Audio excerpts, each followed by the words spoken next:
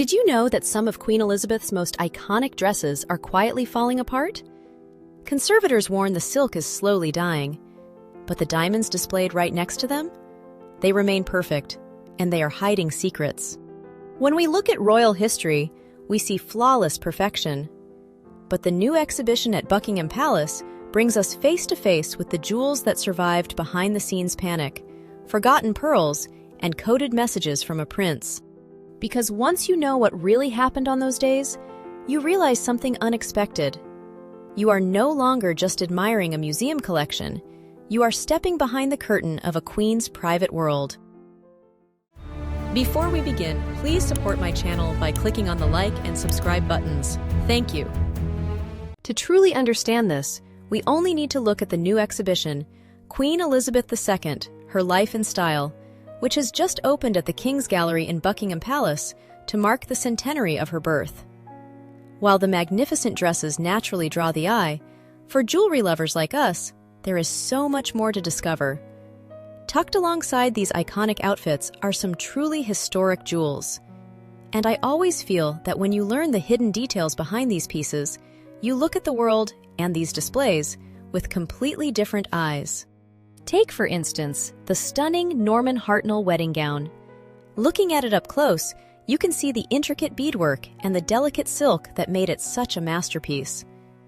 The Conservators have actually warned that due to the natural degradation of the silk over the decades, this might be the very last time the dress is displayed quite like this. The fabric is slowly surrendering to time, but the jewels that accompanied this dress on that November morning remain completely unchanged, holding on to their secrets. Right beside the gown sits Queen Mary's fringe tiara. This piece has such a classic, elegant silhouette, formed by alternating tapering bars of brilliant cut and rose-cut diamonds.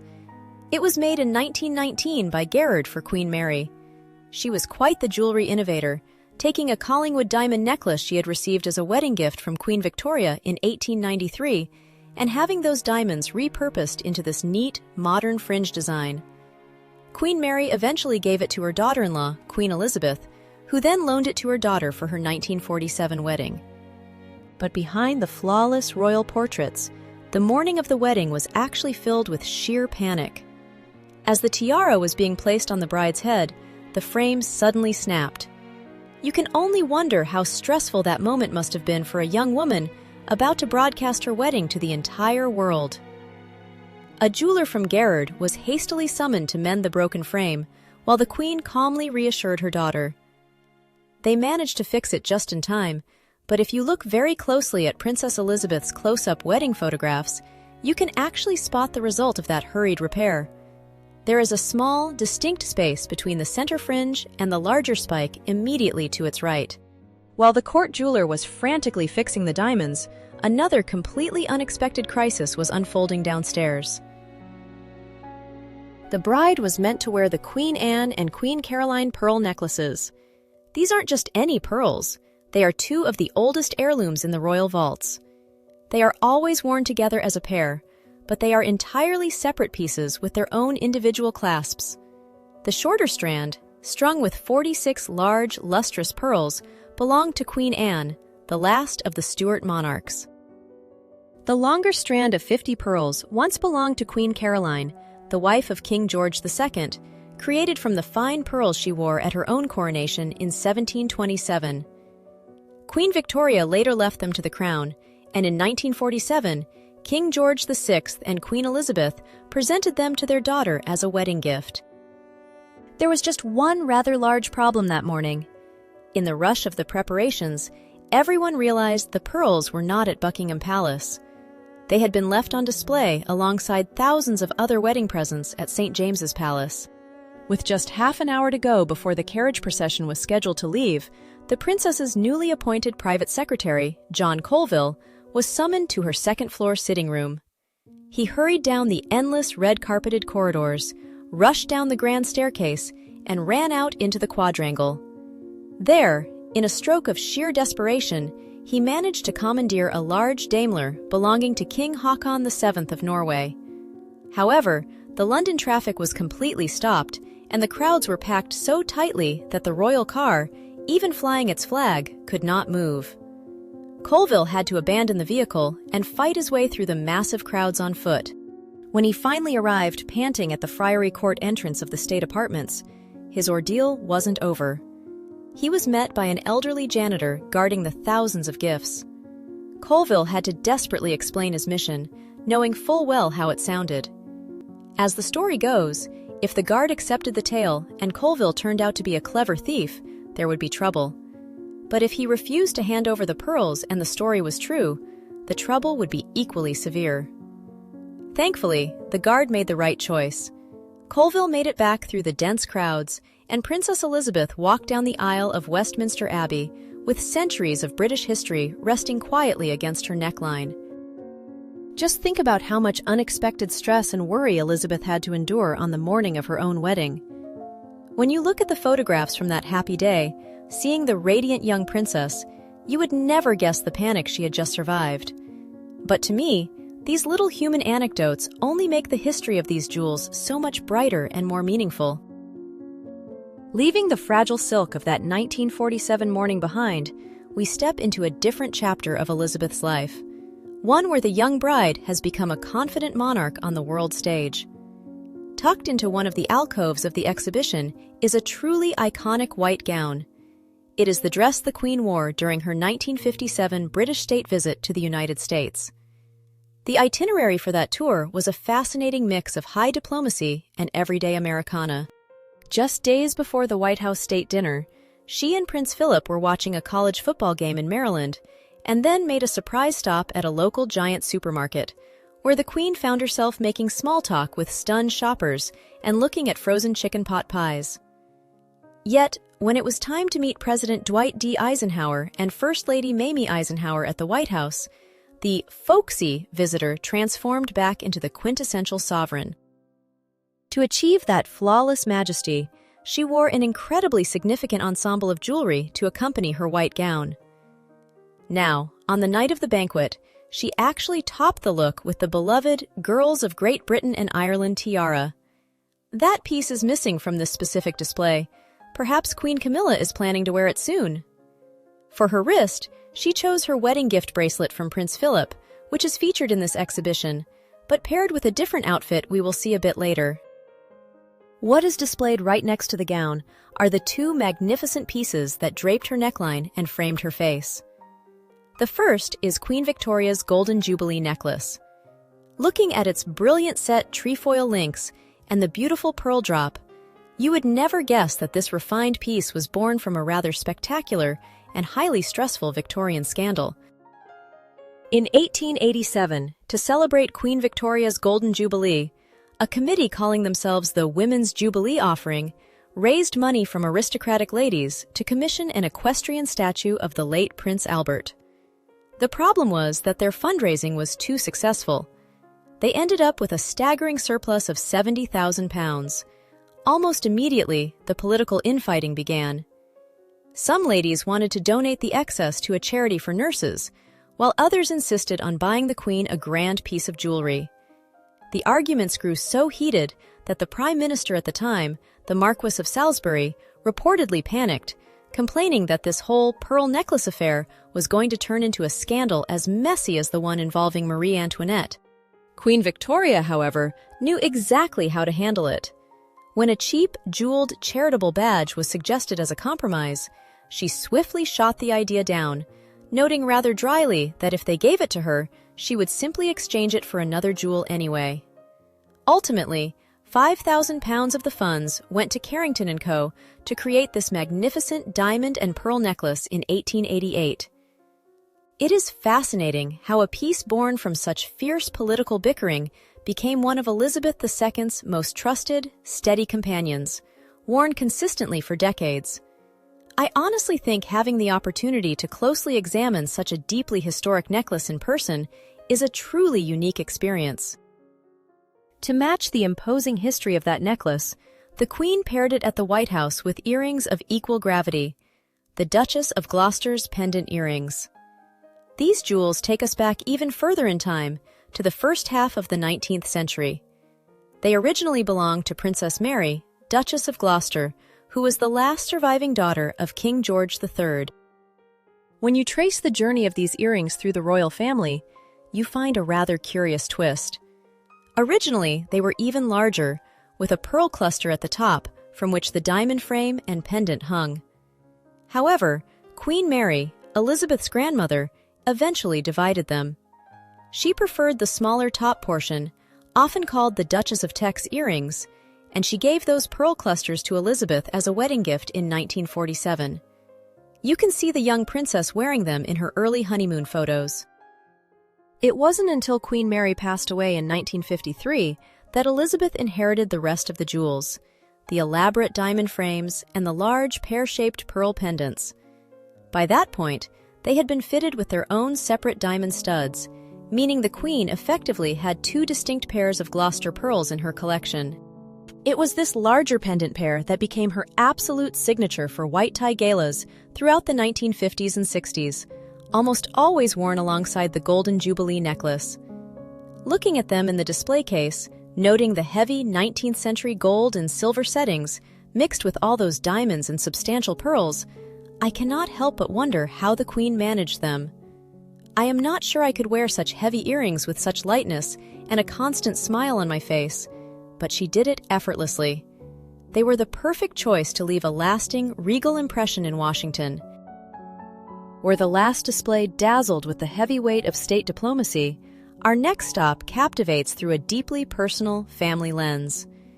As we move through the exhibition, we are greeted by the beautiful turquoise lace gown Queen Elizabeth wore to the 1960 wedding of her only sister, Princess Margaret. Weddings are always emotional milestones, but for the Queen, they were also opportunities to use her jewelry to send quiet messages of love and support. It is a wonderful touch that the curators have displayed the jewels exactly as she wore them that day. Pinned right to the lace of the dress is Queen Mary's lover's knot brooch. Acquired by Queen Mary from the jeweler Gerard in 1932, this striking brooch is formed of brilliant cut diamonds set in silver and gold, tied into a classic lover's knot. The scalloped diamond ribbon isn't entirely rigid. It actually has tiny hidden joints on each of the tails. This allows the ends to sway and move slightly with the wearer, catching the light as though a real silk ribbon is gently fluttering in the breeze. Because of its name and its sweet design, the Queen almost always reserved this brooch for the happiest of romantic occasions. She wore it beautifully to celebrate Princess Margaret's marriage in 1960, but if we cast our minds forward across the decades, you might actually recognize it from another highly televised morning. Fast forward to April 2011, and there was the lover's knot brooch once again, shining brightly as the Queen watched her grandson, Prince William, marry Catherine Middleton at Westminster Abbey. In my view, a brooch designed as an unbreakable knot is such a perfect symbolic way to express warm wishes for a long and happy life together to a newlywed couple. From the romantic curves of the diamond ribbon, our gaze drifts downward to a quieter detail, the bracelet resting at her wrist, with its far more architectural feel. This is the Duke of Edinburgh's wedding gift bracelet. While the Queen wore it with her 1960 ensemble, its story takes us back to her own engagement in 1947. This geometric Art Deco-style bracelet was actually designed by Prince Philip himself and crafted by the London jeweler Philip Antrobus. But the true magic of this bracelet lies in the stones themselves. They originally belonged to Philip's mother, Princess Alice of Battenberg, set within a magnificent diamond and aquamarine tiara she had received as a wedding present in 1903 from her aunt and uncle, Tsar Nicholas II and Tsarina Alexandra of Russia. The contrast in this story is quietly heartbreaking and incredibly moving. These diamonds began their journey amid the unimaginable wealth and grandeur of the Imperial Romanov court. Yet, by the 1940s, the Greek royal family had endured exile and turmoil. Prince Philip had a royal title, but very little else to his name. He was a young naval officer with a modest salary, preparing to marry the future Queen of the United Kingdom. To ensure her son could give his bride a worthy gift, Princess Alice made a mother's ultimate sacrifice. She handed over her precious Romanov tiara to be dismantled. Using those historic diamonds, Philip oversaw the creation of a bold, modern design for his future wife. The slightly architectural character of the bracelet feels very much in keeping with his own pragmatic nature. It is perhaps no surprise that the Queen returned to this piece throughout her life, keeping close a gift shaped not only by history, but by the circumstances of a young prince who had little to offer, except what mattered most. While the gifts of her youth were steeped in family history, there is a distinct thrill in exploring the jewels Elizabeth designed herself. For those lucky enough to attend the current exhibition, there is a wonderful opportunity to see these personal commissions up close. They are particularly fascinating because the Queen usually relied on the vast ancestral vaults, making the pieces she actively conceptualized all the more revealing. In the early 1970s, Elizabeth realized she had a bit of a gap in her jewelry rotation. She possessed magnificent diamonds, emeralds, and sapphires, but she lacked a major ruby headpiece. There was, of course, the stunning Indian circlet set with rubies, but it was a favorite of her mother. Not wanting to deprive the recently widowed Queen Mother of a beloved jewel, the Queen simply decided to have a new one made for herself. To achieve this, she turned to a wedding gift she had received back in 1947. The people of Burma had presented her with exactly 96 loose rubies, a number traditionally believed to protect the wearer against 96 diseases. For over 2 decades, these vibrant red stones had remained in their velvet boxes. To complete the heraldic Tudor rose design she envisioned, she had Gerard dismantle another of her wedding gifts, the Cartier-designed Nizam of Hyderabad diamond tiara, using its brilliant stones to frame the rubies. This decision to dismantle the delicate Nizam piece, combined with the rather bold 1970s floral style of the new creation, makes the Burmese ruby tiara one of the most hotly debated items in the royal collection. Many jewelry lovers openly criticize its somewhat heavy design. However, I have often heard that photographs simply do not do it justice, and that seeing the vibrant rubies play in natural light completely changes the impression. For those of you watching, we now have a unique chance to test this theory for ourselves. If you have already been to the exhibition, please do share your impressions in the comments. Did it look different in person? And if you are planning to go, don't forget to report back after your visit. I would love to know if coming face-to-face with those rubies and diamonds changed your mind. From the polarizing warmth of those red stones, our gaze shifts to a creation of cool, striking blue that is just as monumental. This is the Brazilian aquamarine tiara.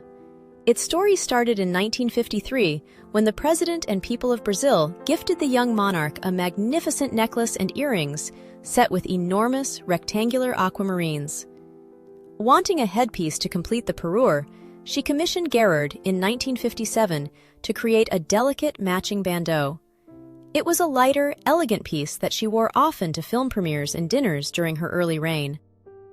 But Brazil kept generously offering more aquamarines over the years, including a beautiful hair ornament presented by the governor of São Paulo in 1968. By 1971, the Queen decided it was time for a radical redesign. She used the stones from the hair ornament to add 4 large, fan-shaped elements and took the massive detachable pendant from the original necklace, placing it at the very top of the diadem. The result was a towering architectural giant. Much like the ruby piece we just discussed, the unusual structure of this massive aquamarine diadem frequently sparks fierce debates among royal watchers. Personally, I really like its bold, unconventional design. It looks truly royal, and those pale blue Brazilian stones are simply stunning to look at. Interestingly, Queen Camilla hasn't worn this piece yet, and while it is currently sitting beautifully in a glass case at Buckingham Palace, it is safe to say she probably won't be reaching for it anytime soon. Though in the royal world, there is always that rare chance a tiara might quietly leave its display for a single evening to shine at a state banquet.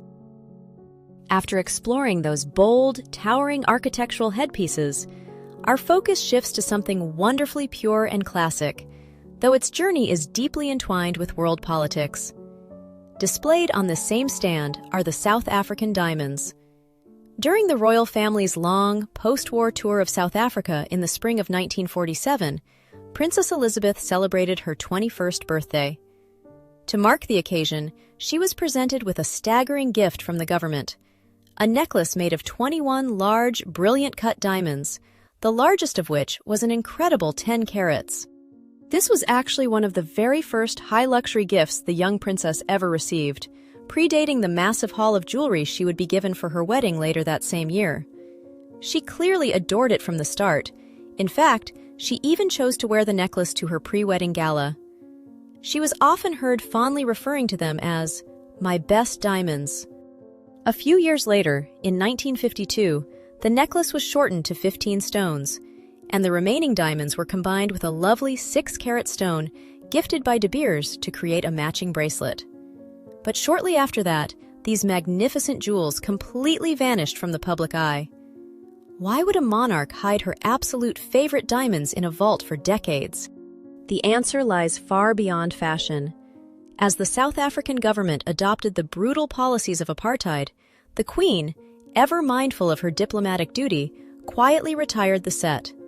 She refused to wear them until a very specific, profoundly historic moment, her 1995 state visit, when she was hosted by President Nelson Mandela.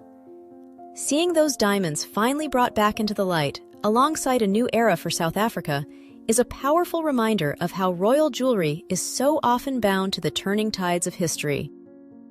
Resting quietly just beside those grand diamonds is a piece carrying a much more intimate, deeply personal narrative. We have already seen one example of Prince Philip's jewelry design today, but for their 5th wedding anniversary in 1952, he commissioned the French House of Boucheron to craft another very special yellow gold bracelet based on his own drawings. If you look closely at the intricate links, you can almost read the bracelet like a love letter. The structural gold sections are formed by interlocking initials, E and P. Nestled among them are 2 delicate York roses made of diamonds and rubies, a sweet nod to her very first title as a young girl, Princess Elizabeth of York. But the most striking element sits right in the center, Philip's naval badge, set in diamonds, sapphires, and rubies. By their 5th anniversary in 1952, Elizabeth had unexpectedly ascended the throne, and Philip's life had changed significantly as he left his active career in the Royal Navy to support her in her new role. Incorporating his naval badge into the center of her anniversary gift feels like such a lovely, permanent reminder of his own history and that important chapter of his life. It's a piece she clearly valued, wearing it beautifully right over her white gloves during those lucky days at Royal Ascot. Before we move to the final pieces on the stand, we should stop to admire the stunning Cartier sapphire and diamond bracelet. This was an 18th birthday gift to the then Princess Elizabeth in 1944 from her parents. It is such a refined mid-century piece, with its sleek, square-cut sapphires and crisp baguette diamonds. Resting just beside it is a vibrant, carefully curated selection of brooches. They might be smaller in scale than the towering tiaras we have just explored, but their historical and emotional weight is truly immense. Let's start with this sweet, gem-studded piece known as the flower basket brooch. It is designed as a little basket overflowing with sapphire, ruby, and emerald flowers, sparkling with diamonds. This was a gift from her parents, King George VI and Queen Elizabeth, in 1948 to mark a very special occasion, the birth of her first child, Prince Charles. She wore it proudly for his first official black-and-white photograph as a new mother. But what makes this piece so incredibly special is how she chose to use it decades later. In 2013, the Queen selected this exact same brooch for the christening of her great-grandson, Prince George. It is such a beautiful, silent tribute. Just think about that visual link.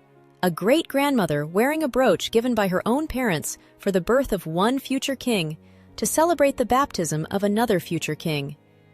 I find that continuation of family history so touching. It is a perfect example of how she used jewelry to weave her family's generations together. The jewels resting right beside that little basket are absolute masterclasses in public diplomacy.